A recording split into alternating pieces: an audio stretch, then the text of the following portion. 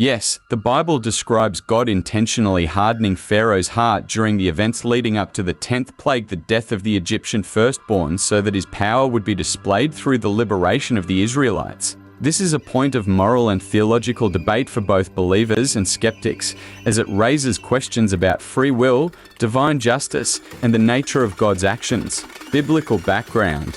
Hardening Pharaoh's heart. In the story of the Exodus, primarily found in Exodus chapters 14, God repeatedly states that he will harden Pharaoh's heart so that Pharaoh refuses to let the Israelites go.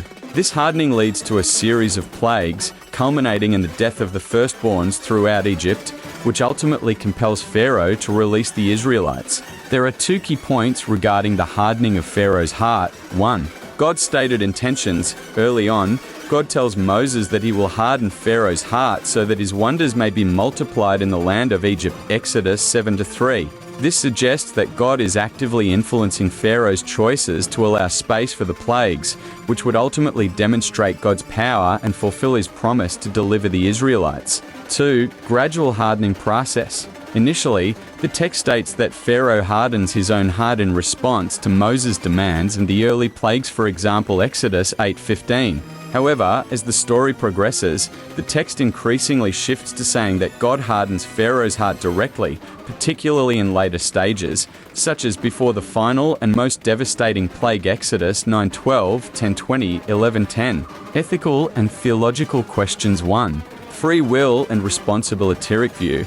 The hardening of Pharaoh's heart appears to compromise his free will, leading to the argument that Pharaoh is less accountable for his resistance to God's command. If God is actively hardening his heart, Pharaoh's ability to make independent choices is arguably diminished. This raises questions about why Pharaoh and the Egyptians should be punished for actions influenced or predetermined by God. Possible theological defense. Some theologians suggest that God's hardening of Pharaoh's heart was a response to Pharaoh's initial resistance and cruelty. In this view, God's intervention merely amplifies Pharaoh's existing inclinations rather than overriding them. Yet, this interpretation does not fully address whether Pharaoh's free will was compromised by divine influence. 2. Suffering and in a sense death of the firstborns. The 10th plague, the death of all firstborn children in Egypt including animals, is particularly disturbing because it affects innocent children and families who had no control over Pharaoh's decisions.